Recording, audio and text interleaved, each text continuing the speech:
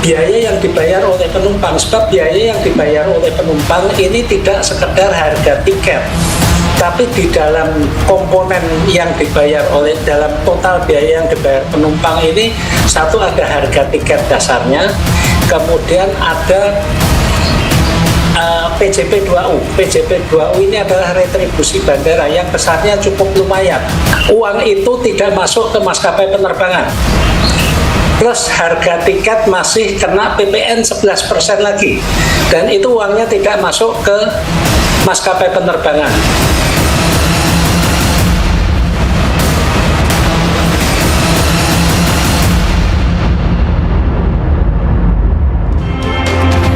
Saudara, selama 10 tahun terakhir, pembangunan infrastruktur transportasi massal terus dikerjakan. Salah satu alasannya menekan angka kemacetan di perkotaan.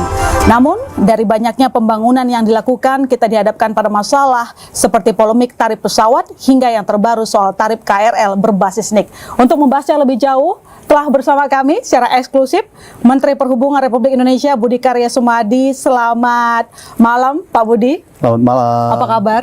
Baik. Meski kerjanya banyak, tetap baik ya? Terus baik. Banyak hal yang ingin saya diskusikan dengan Pak Menhub, karena memang bidang Anda ini berkaitan dengan hajat hidup orang banyak. betul. Bikin pusing nggak Pak sering? Enggak lah, semangat lah, harus semangat lah. Tetap semangat, baik. Kalau begitu, karena Bapak mengaku tidak pusing, saya mau bertanya tentang hal yang tampaknya sudah berbulan-bulan jadi perbincangan oleh masyarakat. Ini terkait dengan harga tiket pesawat yang dikritik kemahalan. Bahkan kalau kita lihat di media sosial, itu banyak netizen bilang, Pak, kok ongkosnya ke luar negeri lebih murah daripada perjalanan domestik. Nah, akhirnya kan kemarin dibentuk ya Satgas khusus penurunan harga tiket. Sejauh ini hasil evaluasi kinerjanya gimana? Jadi kapan harga tiket bisa turun? Ya, kita harus menjawab dua hal. Satu, apa yang kita lakukan di dalam negeri, dan mengapa pertanyaannya yang ke luar negeri itu ada yang murah ya. Tapi saya akan menjawab apa yang ada di dalam negeri. Nah, tiket ini memang menjadi mahal itu karena memang satu, jumlah pesawat itu menurun drastis. Dari tadinya 650 sekarang tinggal 400. Apa artinya? Terjadi satu kondisi di mana over demand. Demandnya banyak sehingga hukum ekonomi terjadi. Tapi saya tidak mengatakan itu saja. Secara sistematis, kita juga membahas cost structure-nya seperti apa. Supaya kita tahu bahwa apakah kita mungkin melakukan itu. Dalam diskusi, ada beberapa yang kita sudah bahas, dan bahkan ada yang sudah disetujui oleh Pak Menko, yaitu adalah berkaitan dengan multi provider. Artinya apa? Aftur itu tidak boleh dimonopoli. Aftur tidak boleh dimonopoli. Ya. Satu. Oke. Yang kedua, itu adalah menghilangkan PPN. Yang ketiga, pajak pada spare part. Dan yang keempat, bagaimana kita mengkoordinasikan kos-kos yang lain itu lebih murah. Oke. Tadi soal aftur jangan sampai dimonopoli. Persoalan kedua soal pajak. Artinya komponen-komponen inilah yang masyarakat juga perlu tahu penentu harga tiket kenapa bisa mahal. Nah, untuk menindaklanjuti tadi, jangan sampai ada monopoli aftur. Jangan sampai terlalu banyak pengenaan pajak. Sudah didiskusikan Pak dengan pihak-pihak terkait? Di sini saya bilang mungkin dari Pertamina, lalu kemudian ada Kementerian Keuangan. Nah, berkaitan dengan multi provider, ini jelas rekomendasi dari KPPU ya kepada Menko Marembras, seyogyanya jangan tunggal. Dan Pak Menko sudah merapatkan itu. Semua stakeholder hadir bahkan BUMN, SDM itu setuju. Ya. Persoalannya ada sedikit satu peraturan di BPH Migas. Nah, saya sudah koordinasi juga dengan BKPM dan BKPM sekarang sudah menjadi ESDM. Ya. Prinsip setuju. Nanti dalam waktu dekat ini kita harapkan keluar tentang keharusan atau tidak boleh single provider. Oke. Lalu yang kedua, soal pajak, sudah ngobrol sama Kementerian Keuangan, ada PPN di sana, kemudian pajak-pajak yang tadi Bapak sebutkan? Nah, itu memang masih harus dibahas dengan Pak Menko Marinvest, karena kita tahu apabila PPN di satu item sektor tertentu, ini berhubungan juga sektor-sektor yang lain.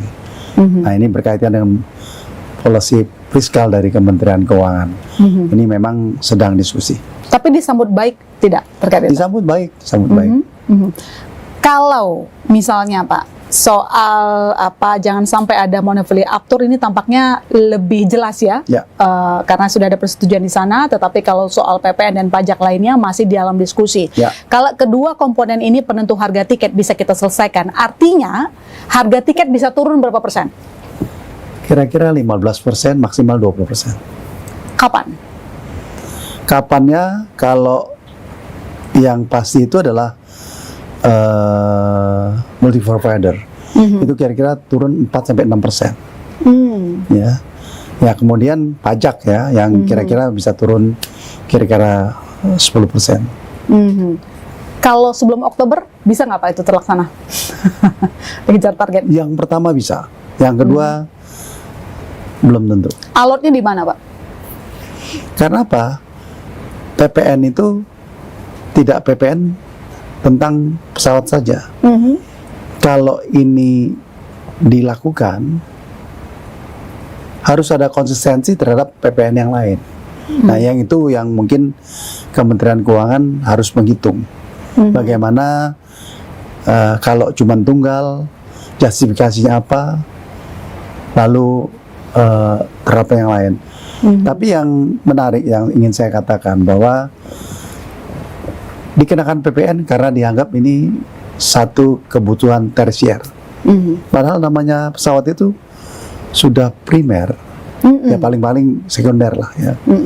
Tapi bukan tersier, artinya bukan satu kemewahan bagi orang yang terbang dari Jakarta ke Papua, Jakarta ke Aceh dan sebagainya. Nah, itu mungkin kami mohonkan Kementerian Keuangan mengerti bahwa ini bukan kemewahan. Oke, Pak. Tapi ini mengundang tanda tanya juga bahwa sebenarnya sudah lama orang itu membandingkan harga tiket domestik dengan internasional. Kok kita kemahalan? Bahkan Indonesia ini punya tarif tiket yang cukup mahal dibandingkan negara-negara lain. Kenapa baru sekarang kita kepikiran begitu bahwa harga tiket ini bisa diturunkan? Kemarin-kemarin kemana aja? Enggak, itu sebenarnya persepsi. Itu persepsi. Ya, persepsi. Saya mengadakan studi. Komparasi yang apple to apple itu adalah dengan Malaysia dan Thailand. Oke. Kalau kita melihat apple to apple, itu malah kita itu ya normal, bahkan murah sedikit. Ya. Tapi ini terjadi karena apa? Karena bagaimana pesawat yang dari luar itu promosi. Dia mempromosikan 3 atau 5 tiket pertama itu murah. Katakanlah 20 gitu. Tapi promosi agar okupansinya menjadi banyak dan menarik dari airline lainnya ke sana. Nah, oleh karenanya ada beberapa airline yang kita ajak diskusi, ya kalian nggak boleh cheating seperti itu gitu. Apalagi mempromosikan katakanlah dari Pekanbaru ke Malaysia lalu ke sini. Ya kan? Dia bikin tuh murah. Pekanbaru Malaysia, Malaysia ke Indonesia, dan dipaket dan diumumkan. Padahal itu hanya beberapa tiket. Ya. Nah, oleh karenanya saya juga ingin mengusulkan atau membuat suatu cara bagi penerbangan kita, ada juga yang bisa murah. Artinya dalam 100% pesawat itu, katakan kita akan mendiskon katakanlah 10%. 10% itu kita belikan pada 20%. Sehingga diskonnya banyak. Dan diskonnya banyak itu kita taruh katakanlah yang okupansinya tidak banyak di weekdays. Senin, Selasa, Rabu, Kamis. Toh bisa. Jadi masyarakat ada pilihan. Kalau mereka akan terbang, jangan hari Jumat Sabtu Minggu, tapi di hari itu. Dan airline menyiapkan harga yang murah. Karena pada dasarnya Senin, Selasa, Rabu, Kamis itu load faktornya ya kira-kira mungkin 60%. Padahal tingkat keekonomian itu kan 70%. Ya. Sebenarnya yang jadi perhatian publik itu tidak cuma ongkos pesawat, Pak Menteri, tapi sekarang yang baru-baru ini terkait dengan tarif KRL Jabodetabek berbasis NIK. Tapi jangan dijawab dulu, Pak Menteri. Saudara jangan kemana-mana. Bisnis Talk masih akan segera kembali.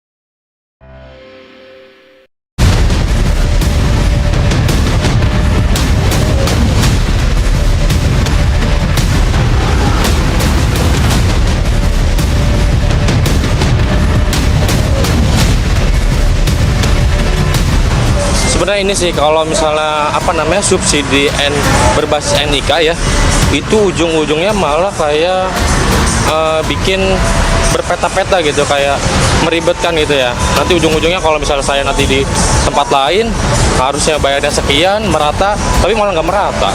Kalau saya selaku pengguna KRL ya, udah sekitar 12 tahun ini merasa terbantu sekali dengan adanya KRL. Jadi kalau misalnya pemerintah mau naikin tarif KRL based on masing-masing individu punya penghasilan, menurut saya masih oke sih. Even though kalau kita misalnya kayak semacam saya nih, tarif KRL saya 2 kali lipat lebih mahal juga nggak ada masalah, karena kalau keberatan sih keberatan, tapi kalau untuk transportasi umum kan memang kebutuhan ya. Kita kan nggak bisa juga untuk nggak naik lagi, gimana ya. Kebutuhan sih Mbak, secara terpaksa sih, seperti itu sih.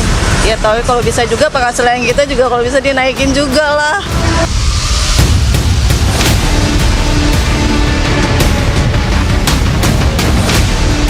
Subsidi transportasi adalah insentif karena mereka mau berpindah.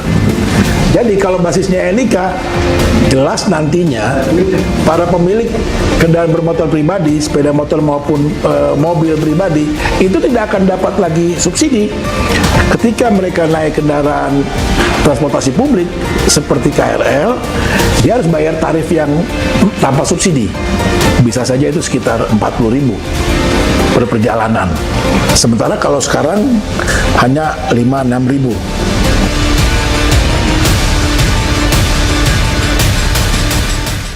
Kita lanjutkan diskusi kita dengan Menteri Perhubungan, Pak Budi. Sebelum saya bahas terkait dengan tarif KRL Jabodetabek berbasis NIK, kita masih mau bahas sedikit soal pesawat tadi, karena saya ingin bertanya terkait tadi pernyataan Pak Menteri bahwa memang kondisinya saat ini demand itu tidak sesuai dengan supply-nya terkait dengan pesawat. Dan kalau kita lihat sekarang, ada beberapa maskapai itu menguasai beberapa destinasi.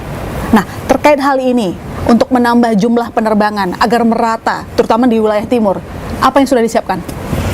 Jadi ya memang yang namanya pesawat itu worldwide terjadi shortage jumlah pesawat yang bisa dipakai oleh penerbangan, sehingga tidak semua mereka itu mampu untuk melaksanakannya.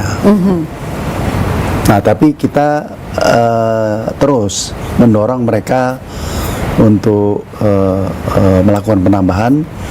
Bahkan kita mengajak AOC yang ada itu, atau kita memberikan AOC baru agar terjadi satu penambahan yang berarti. Oke, itu harapan kita, Ya, karena memang seperti tadi Pak Menteri sampaikan bahwa di Indonesia ini sebenarnya pesawat itu adalah armada transportasi yang utama, premier begitu.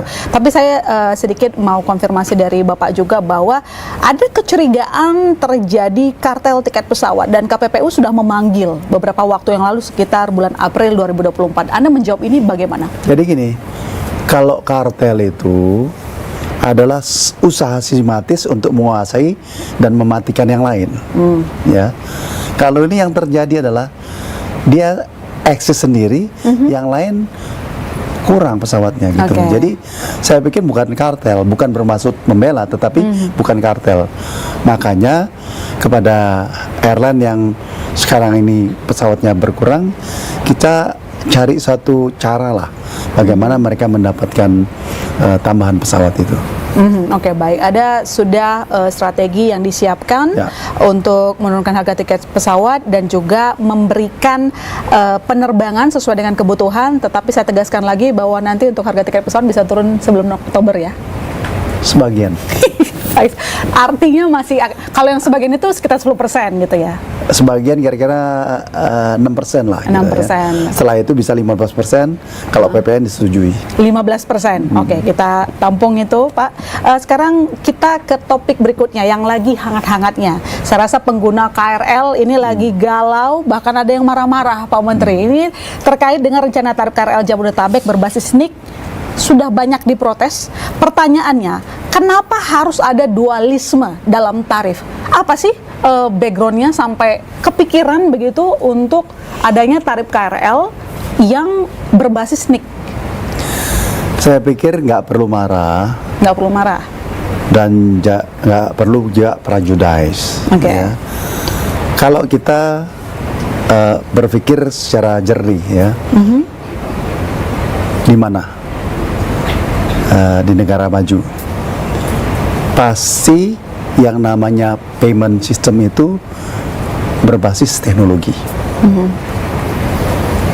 Kalau tidak berbasis teknologi, maka di situ terdapat tidak ada ketepatan, tidak tepat sasaran dan sebagainya. Oke. Nah, NIK sebenarnya pendekatan dari yang namanya teknologi, sehingga bagaimana itu memanage pergerakan dengan baik. Belum tentu berkaitan dengan pricing. Oke. Belum tentu dengan pricing gitu ya. Nah, ini kan ada anggaran untuk membuat NIK dan sebagainya. Jadi saya mengharapkan bahwa para pengguna KRL jangan terlalu risau ya, tetapi prinsipnya belum didiskusikan. Ya. Oh. Dan saya jelaskan ini memang urusan teknologi ya. Bahwasanya seperti apa berikutnya itu baru akan kita lakukan dalam ratas-ratas berikutnya. Tapi intinya Pak Presiden sangat berempati. Satu, berikanlah yang terbaik pada masyarakat. Oke. Yang kedua, hati-hati dalam menerapkan tarif angkutan massal perkotaan. Artinya belum tentu akan diimplementasikan tahun Betul. 2025. Tapi pasti masih akan didiskusikan. Ya, Cuman boleh kalau saya bertanya Pak, kalau memang itu nanti diimplementasikan meski itu memang berbasis teknologi, tapi kan ini berdasarkan NIK. Ya. Artinya ada kekhawatiran nih soal nanti, wah jangan-jangan soal tarifnya juga nanti akan dibeda-bedakan. Dan ini lagi didiskusikan sama banyak orang Pak. Dianggapnya bahwa perbedaan tarif, dualisme tarif itu bisa menimbulkan bahkan konflik sosial, kecemburuan dan lain-lain. Bagaimana pemerintah mengantisipasi ini? Pak Presiden Jokowi kan orang yang tahu persis bagaimana masyarakat itu melaksanakan kegiatan sehari-hari. Jadi kata-kata kepada saya bahwa ya itu hati-hati. Artinya apa? Sekali kita mengambil keputusan itu pasti pertimbangannya banyak. Jadi saya berkecenderungan melihat bahwa pemerintah akan hati-hati dan mungkin ada hal-hal lain yang akan dilakukan oleh pemerintah. Oke, tapi yang jelas bahwa terkait dengan korelasi antara NIK dan juga tarif ini masih akan dipertimbangkan karena kekhawatirannya begini Pak, jangan-jangan kontraproduktif. Karena kan selama ini pemerintah maunya banyak masyarakat yang beralih menggunakan Ya, transportasi betul, umum betul. kan. Jangan sampai sebuah kebijakan malah bikin orang ogah naik transportasi umum. Itu yang disampaikan Pak Presiden. Oh. Pak Presiden minggu lalu menyampaikan pada saya, nanti kalau begini jadinya orang balik lagi naik mobil. Ya. Jadi gagal lah apa yang kita rencanakan angkutan massal perkotaan persis itu yang disampaikan beliau. Oke, jadi masih akan didiskusikan. Ya, ya. Kita tahu hasilnya kapan hasil diskusi itu belum tahu Pak, targetnya? Ya ini mungkin? kan masih 2025 ya, jadi masih sampai bulan Desember.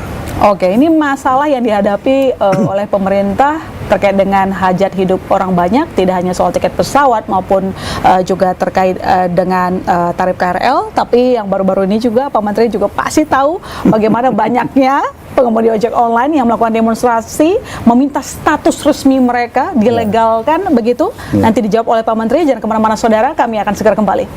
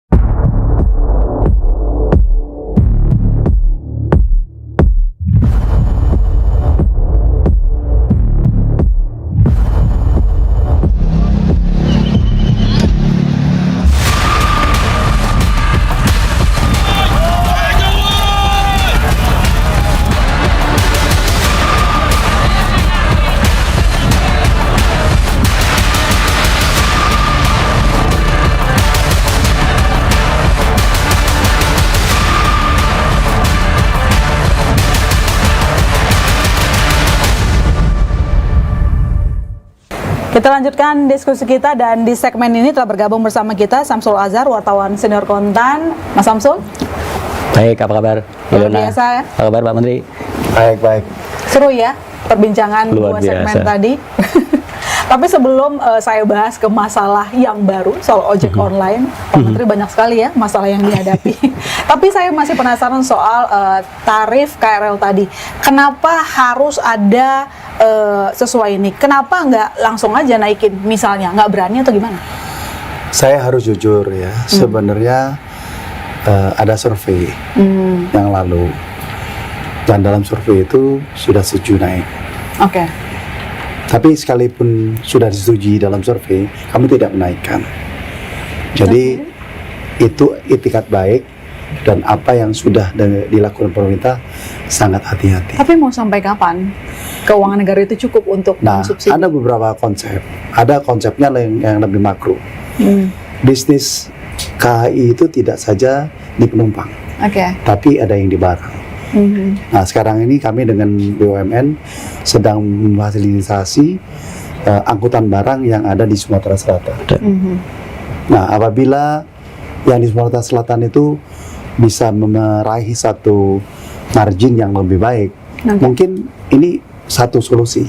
Oke. Jadi kita lihat lebih helikopter, nggak lihat dari sini tapi lebih besar. Oke. Ya. Oke, Mas Samsul gimana kira-kira kalau ngomongin soal KRL itu biasanya warga Jabodetabek gampang sekali tuh tersulut begitu. Apakah memang untuk penerapan tarif sesuai ini lebih baik atau naikin aja sekalian biar nggak ribet gitu? Iya, betul. Terima kasih Ilona. Perspektif kami, kalau kenaikan tarif sesuai tarif keekonomian itu adalah wajar. Cuman yang sering jadi perhatian kita adalah timingnya Pak Menteri. Kondisi kita sekarang, kita tahu beberapa waktu lalu kelas menengah kita sedang turun daya belinya. Tidak hanya kelas menengah, mungkin sebagian kelas bawah pun juga begitu. Banyak PHK Pak Menteri. Dan meskipun ceruknya sebenarnya kecil, pengguna KRL itu dari total transportasi hanya sekitar 18% kalau nggak salah ya, khususnya DKI Pak Menteri. Tapi mereka inilah yang selama ini tulang punggung. Kalau begitu bergeser sedikit aja itu kan akan mengubah daya beli itu Pak Menteri. Secara prinsip, karena memang keekonomiannya nggak mungkin kan sesuatu jalan bisnis itu rugi, itu kan nggak mungkin. Itu mau BUMN ada PSO, tapi PSO-nya kan nggak mungkin juga gede-gedean dan nggak mungkin juga salah sasaran. Itu yang catatan-catatan yang mungkin. Tapi mungkin timing tadi Pak, karena berbarengan dengan daya beli masyarakat yang turun, dengan industri yang sedang lesu, ditambah lagi rencana penghapusan solar subsidi, itu kan orang jadi resah gitu, tambah resah. Ya moga-moga dengan kajian Pak Menteri tadi sampai Desember itu benar-benar dihitung, karena tahun depan ada PPN naik lagi Pak, dari 11% ke 12% Pak. Itu semua di antara kita mungkin udah membayangkan bahwa pasti harga-harga naik. Ditambah lagi nanti harga BBM mungkin berubah, BBM subsidi yang mungkin Pertalite akan ditinjau, akan dibatasi lebih sedikit. Nah itu yang timing itu mungkin ada baiknya harus diperhatikan lagi Pak Menteri. Kalau berbasis NIK itu tadi mungkin kalau saya cenderungnya, kami itu melihatnya kalau semuanya akan berpotensi membuat dua harga, itu akan membuat pengawasannya akan lebih sulit, repot Pak ya. Kalau sekali naik tapi timingnya tepat, terus mungkin seperti yang lalu dibarengi dengan subsidi tertentu, mungkin memang pengguna KRL yang setiap hari itu ada kartu khusus mungkin yang mungkin menandakan bahwa beliau mungkin nggak mampu, ya mungkin seperti itu. Senada ya Pak? Senada, setuju. Harus berempati. Benar, itu. Karena kita nggak bisa kalau ngomongin soal anggaran, ya nggak cuma harus fokus di anggaran, tapi kita ngomongin soal kepedulian kita, apalagi kepada mereka kelas menengah yang selama ini berkontribusi sangat besar ke perekonomian nasional. Pak Menteri, seperti yang saya sebutkan sebelumnya dan saya ingatkan ke pemirsa juga, ini terkait dengan tuntutan dari ojek online. Ini mereka bersuara beberapa waktu yang lalu, sangat keras suaranya, begitu mereka meminta soal legalitasnya mereka itu, begitu, bahwa sejauh ini apa sikap pemerintah terkait dengan kendaraan roda 2 yang sudah jadi transportasi umum sebenarnya. Tapi kenapa kok kayaknya belum bisa begitu status resminya mereka sebagai transportasi umum itu diaminkan? Ya. Jadi saya harus memilah-milah beberapa hal ya. Kalau kita bicara mengenai legalitas, mereka itu legal. Oke. Ya. Karena Kementerian Perhubungan itu memiliki kewenangan untuk memberikan diskresi apabila itu berkaitan dengan halayak ramai. Ya. Diskresinya kami memperbolehkan. Ya. Nah, oleh karenanya apabila ini diangkat ke undang-undang, maka kita harus mencari pasal-pasal tertentu agar apa yang diberikan diskresi oleh pemerintah itu tetap ada dalam undang-undang yang baru itu. Jadi saya pikir ya tinggal kita carikan jalan keluar aja gitu. Tapi upaya kita yang sudah lebih dari 6 tahun itu sebenarnya gak ada masalah dengan fungsi sebagai ojol itu tidak ada masalah. Tapi kenapa mereka berdemo kalau segala sesuatu tidak masalah? Yang di demo kemarin itu bukan itu sebenarnya. Terkait dengan tarif juga sih. Satu berkaitan dengan potongan. Yang kedua berkaitan dengan barang, ya, kenaikan harga barang dan sebagainya. Jadi untuk yang barang kami sudah bicara dengan Menkominfo. Mereka akan mencari jalan keluar. Mengenai potongan akan kami tegaskan lagi bahwa potongan itu tidak 30% tapi 20%. Itu pun 5% dikembalikan kepada masyarakat, kepada ojol, berbentuk insentif, berbentuk beasiswa, dan beberapa beasiswa itu sangat menyentuh. Karena anak-anak penarik ojol itu ternyata banyak yang pintar, dan saya menyaksikan sendiri, saya sudah berhasil menjejak sarjana, dan itu kita audit. Apa yang dipotong itu kita audit 5%-nya untuk apa saja, dan dia melaporkan hasil audit itu kepada kami. Apa respon dari pemilik aplikasi? Karena bagaimanapun Pak, ini kan harus cari jalan tengah ya. Ada kebutuhan mitra, ada juga kepentingan bisnis di sana. Nah ini tampaknya yang namanya burning money sudah nggak ada ya. Sistem bakar duit kayaknya sudah dikurangi karena semua sudah tertuju pada profit. Respon mereka oke nggak Pak? Kalau misalnya potongan tadi dikurangin lebih dari kurang dari 30%? Semua ini kan learning process, ya. Katakan dulu pada saat ojol ini baru datang, taksi yang konvensional tuh marah sama saya. Kenapa kamu kasih? Gitu. Kena marah terus ya Pak? Iya, kena marah terus gitu. Pengusaha juga bisa marah. Saya bilang, kalau kamu mau eksis, kamu ikut caranya. Dan benar, sekarang itu yang namanya taksi yang biasa itu tetap lebih bagus. Dan tetap digemari. Jadi yang namanya teknologi itu dia harus melakukan effort untuk merespon secara baik. Nah, ini juga gitu ya, berkaitan dengan pricing katakanlah. Ada satu policy yang baik dari teman-teman aplikator, bahwa mereka itu kalau menerima pesanan itu diupayakan ada klasternya. Supaya apa? Supaya dia mendapatkan produktivitas yang tinggi. Katakanlah kalau dia dari mana? Dari Bekasi sampai ke Tangerang. Itu tidak produktif. Karena apa? 5 km pertama itu memang agak tinggi. Setelah itu lebih rendah. Dan belum lagi dia mesti balik lagi. Tapi kalau dibatasin katakanlah si A, B, C ada di klaster Kebayoran, dia 5 kilo keliling di situ. Sehingga average daripada penerimaan mereka itu relatif lebih baik daripada mereka harus jauh gitu ya. Mau protes tadi Pak, artinya kalau mau dikurangi kurang dari 30%, berapa persen potongannya yang nanti akan dibolehkan, diizinkan? Saya pikir even 20% itu sebenarnya sudah tinggi. Tidak tinggi, lebih tinggi dari itu. Kami tadinya akan memotong, tapi aplikator berjanji 20%, tapi 5% dikembalikan pada masyarakat ojol. Dan ojolnya sudah tahu tentang sebenarnya ini sih? Ya kalau saya mau katakan majority sebenarnya gitu. Ini ya saya nggak katakan apalah ya. Tapi mereka setuju. Oke. Saya sering diskusi kok sama mereka. Tapi artinya ini pemilik aplikasi akan mengikuti apapun kata regulator, harus ikutin cara main regulator. Bukan ngikutin, bahkan kita diskusi. Dan mereka sendiri Kan yang kita tidak harus setuju. ingat ya, Oke. pemerintah itu tidak boleh take side Oke. ke konsumer ataupun ke aplikator. Kita cari jalan tengah. Jadi apa yang dia omongkan kita dengar. Oke. Kalau aplikator itu nggak ada, bayangin. Semua menjadi tidak ada gitu. Jadi Oke. kita harus jelaskan. Nah, bahkan saya menugaskan Dirjen untuk memanggil Oke. tokoh-tokoh dari aplikator, jelasin. Baik. Kita ini ingin hidup bersama, bukan menang-menangan gitu.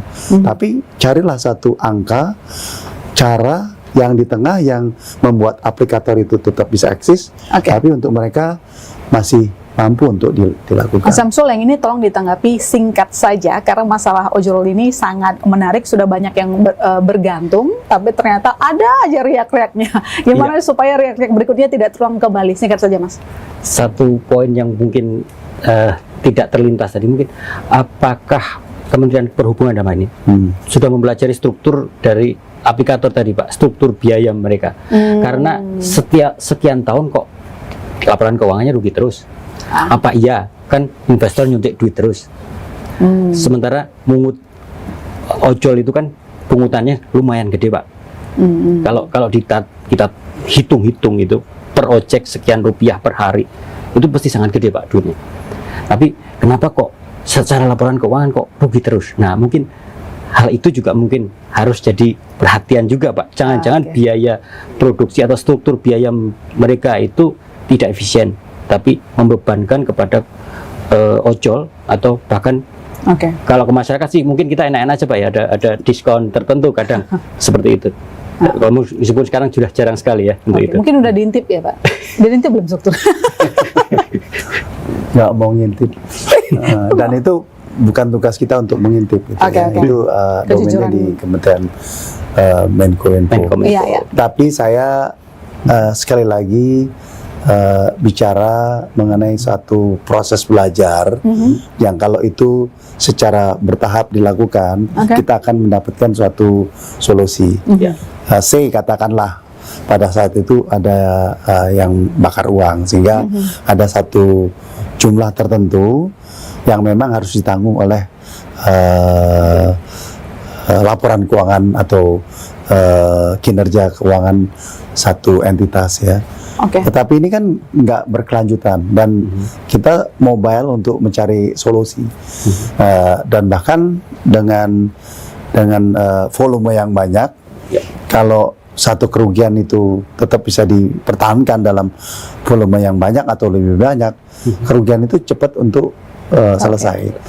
Saya sih personally sangat mendukung apa yang dilakukan oleh para pihak ya, aplikator tidak saja diam saja. Jadi kalau saya ajak, kalian itu harus menjelaskan kepada masyarakatmu bahwa apa keadaan keuangan kalian. Belum tentu mereka tidak tahu. Sebaliknya kepada mereka juga gitu. Kalian kan menginduk pada satu entitas. Entitas itu ada keterbatasan dan sebagainya. Jadi understanding itu memang perlu dikomunikasikan. Nah, komunikasi itu kalau tidak dilakukan ya deadlock gitu. Nah, sayang saya pikir kita kan sekarang menikmati ya bagaimana makanan itu gampang terhidang di tempat kita. Dari kantor kita, saya mau makan bakmi, hampir mau udah nyampe. Kan nggak bisa, kalau nggak mesti mampir. Jadi kemewahan dari kita menikmati itu juga harus kita keluarkan atau cari jalan keluar agar mereka tetap eksis. Saya pikir bisa ya, ini learning process saja. Sama-sama sadar posisi juga sih. Yang namanya kalau ambil rezeki di Indonesia, bahkan ratusan ribu yang pegawai, juta. Banyak harus ada punya tanggung jawab masing-masing karena sudah ambil haknya cuannya ya, juga harus tahu partnya ya, bagiannya untuk pembangunan negeri juga. Ya. Nah, yang paling menarik juga sebenarnya dari sepanjang 10 tahun terakhir, pemerintah begitu rajin melakukan pembangunan infrastruktur transportasi, tapi tetap dinyinyirin ada juga, Pak. Nanti dijawab nyinyiran mereka. Saudara jangan kemana-mana, kami segera kembali.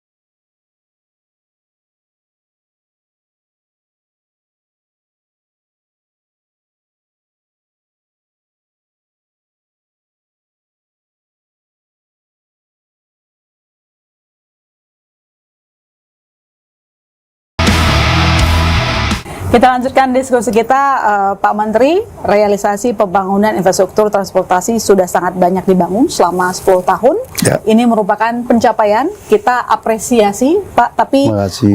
apakah masih ada yang menurut Pak Menteri belum selesai dikerjakan? Sejauh ini mungkin realisasi pencapaiannya apa saja, lalu kemudian apalagi yang kira-kira masih jadi PR yang harus dikerjakan untuk beberapa tahun ke depan? Ya. Transportasi itu tidak mungkin dikerjakan dalam waktu sekejap atau waktu tertentu.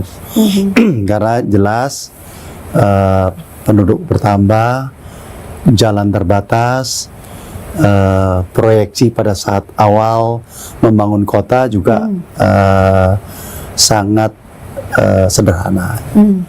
Nah, oleh karenanya saya akan membagi dua hal yang mungkin clear, bisa terlihat ya. Katakanlah kita bicara mengenai angkutan massal perkotaan yang ada di kota-kota. Jakarta adalah satu kota yang paling advance menginisiasi beberapa angkutan kota.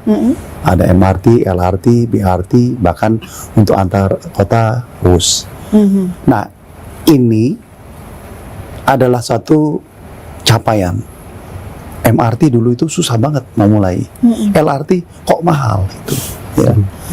Dan Pak Samsul, itu Jakarta ruginya itu karenanya macet itu 100 triliun. 100 triliun per tahun. Per tahun. Padahal MRT itu kan kemarin 15 triliun. Terus LRT itu kira-kira 25 triliun. Jauh di bawah itu. Jadi kalaupun kita menyelesaikan semua kegiatan itu katakanlah 200 triliun, itu hanya 2 tahun. Nah ini memang masih PR gitu ya, karena kemampuan fiskal pemerintah pusat, Terbatas, pemerintah ya. daerah, loan dari negara donor itu terbatas. PR yang kedua adalah ini juga harus diaplikasikan ke kota-kota yang lain. Oke. Surabaya, Makassar, Semarang, Medan, Palembang dan sebagainya. Nah, kita sedang menginisiasi, kita kerjasama dengan Jepang di beberapa tempat, lalu dengan Jerman di Surabaya, dan dengan World Bank di Bandung dan di Medan dan sebagainya. Nah, ini PR ya, dan PR itu bukan berarti kita tidak mau ya, tetapi memang keterbatasan fiskal itu menjadi hambatan utama. Dan harus kreatif untuk mencari pendanaan di luar fiskal. Iya, makanya kita sekarang juga bicara mengenai creative financing.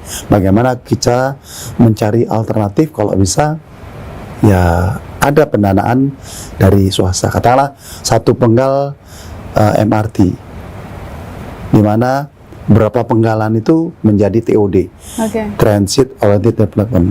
Nah paling enggak ya stasiunnya mereka lah bangun gitu, dalam skala mikro ya. Secara lebih besar mungkinkah mereka membuat satu proyek yang memang katakanlah pemerintah ada PDF 60%, 40% ditanggung oleh pemerintah, atau oleh swasta pun dibayar dengan available payment yang panjang gitu. Jadi memang ini PR, dan memang di negara manapun dinamis, apalagi kita negara yang ingin lebih merata.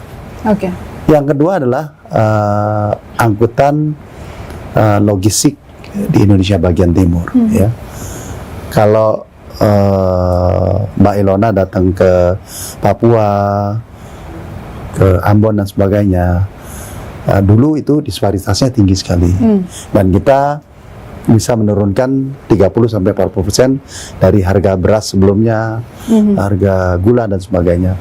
Tetapi tetap saja bahwa titik-titik sindah yang tadinya 5 menjadi 39, yang pergerakannya berapa menjadi berapa, masih tetap kurang. Permintaan kota-kota kecil di Indonesia bagian timur tetap tinggi. Nah, oleh karenanya kita menghimbau sebenarnya bahwa nggak mungkin satu angkutan logistik yang ditujukan pada masyarakat, yang domainnya itu bukan Kementerian Perhubungan, itu dikerjakan oleh Kementerian Perhubungan. Oleh karenanya kami lebih dekat dengan Kementerian Pertanian supaya memproduksi beras, rumput laut, apapun yang bisa dibawa ke barat, supaya average dari jumlah angkutan itu menjadi terbagi rata. Ya. Lalu apalagi Kementerian Perdagangan mengumpulkan pedagang-pedagang besar yang bisa secara skala ekonomi lebih baik, dan juga memastikan bahwa mereka yang mengangkut barang itu bukan calo. Nah, kalau dia calo, dia bawa ke daerah, dia tumpuk, harganya dia atur supply-nya sehingga harganya tinggi. Jadi banyak hal yang kita butuh kerjasama. Dan kami bahagia juga bahwa ada effort-effort yang sudah dilakukan oleh para pihak. Tapi gini Pak Menteri, kita tahu ya Mas Samsul bahwa kalau udah diceritakan sama Pak Menteri kan upaya untuk membangun infrastruktur transportasi itu repot, terutama cari duitnya. Tapi Pak, di tengah-tengah memang ambisi untuk membangun infrastruktur, begitu banyak kritikan yang masuk. Mulai dari disebutkan kalau misalnya banyak tol laut yang gagal, kemudian juga intinya tampak dipaksakan. Respon dari Pak Menhub yang menahkodai pembangunan infrastruktur gimana? Selama ini sakit hati nggak sih Pak gitu? Enggak. Kalau kita tidak pernah dipuji, dan ya kalau dikritiki harus kita jadikan sebagai umpan balik untuk kita improve. Saya bisa challenge tuh yang namanya tol laut. Itu ada wartawan kawan yang namanya Frans. di Ambon. Oke. Dia adalah saksi yang bisa menyatakan bahwa improvement angkutan tol laut di Indonesia bagian timur top. Oke. Ya, apa tandanya? Dia bilang, Pak, di satu daerah, dia bilang, kalau nggak ada dicari, ya kan? Berarti sudah menjadi kebutuhan kan? Iya. Ya, jadi saya semula dengan Francis itu dikritik terus saya.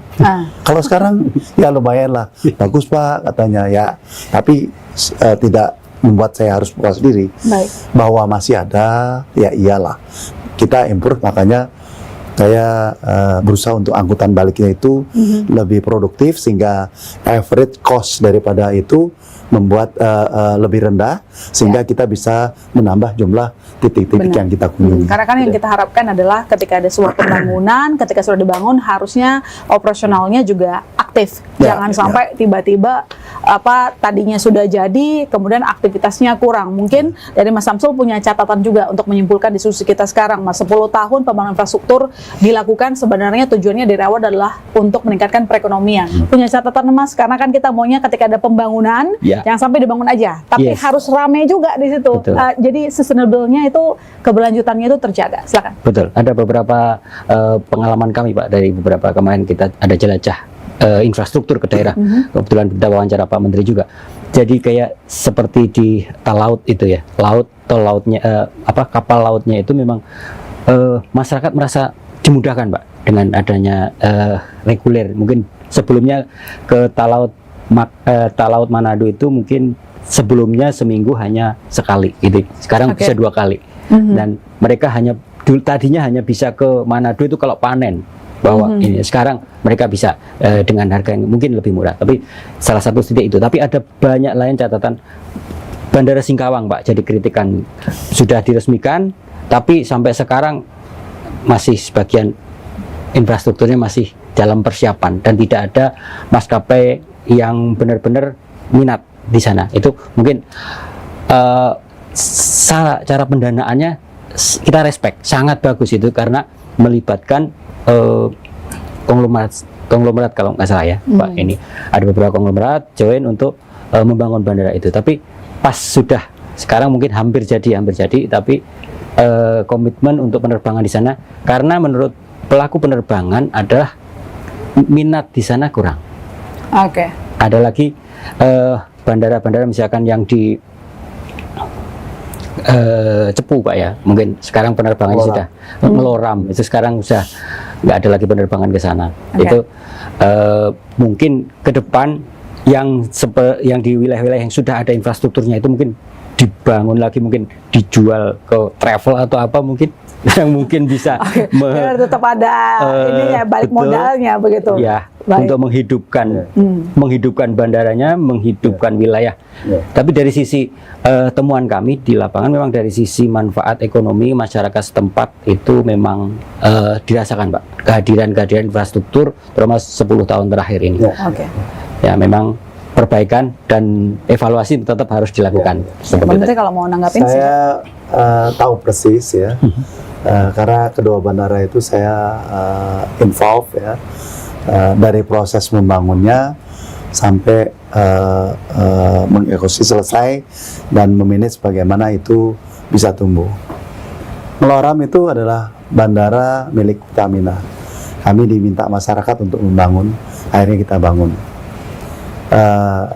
Saat itu populasi pesawat ATR itu banyak sekali.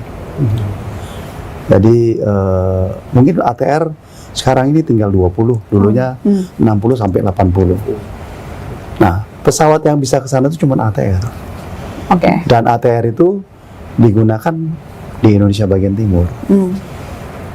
Nah, kalau di Indonesia bagian timur, karena mereka itu komparasinya dengan kapal dan waktu yang lama, maka 1 jam perjalanan itu bisa 1,5 juta, 1,2 juta.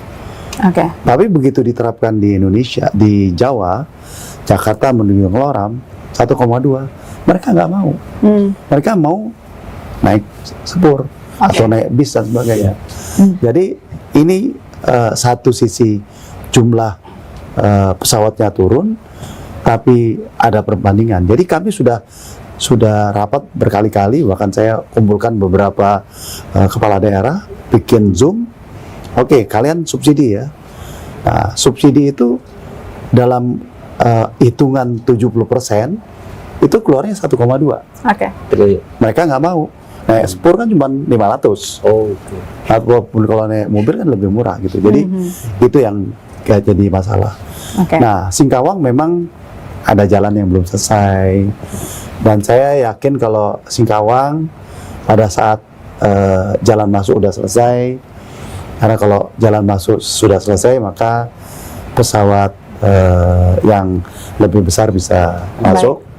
Karena di sana udah 2.000, jadi itu bisa lebih ekonomis. Itu harapan kita bersama. Segala pembangunan kalau mau langsung sempurna memang agak sulit, tetapi kan kita sudah ada catatan-catatan yang mungkin sebelumnya kurang sempurna, sudah ada pelajarannya, bisa kita ikutin. Terima kasih banyak Pak Menteri telah bergabung di Beanstalk hari ini, menjawab semua pertanyaan-pertanyaan secara eksklusif, mulai tadi dari harga tiket pesawat, kemudian regulasi ojol, bahkan sampai kinerja Kementerian Perhubungan. Terima kasih banyak. Masih. Sehat selalu. Masih. Mas Samsul, terima kasih banyak. Masih, Pak Abdul. Dan saudara, demikian wawancara eksklusif di Stok dengan Menteri Perhubungan Budi Karya Sumadi.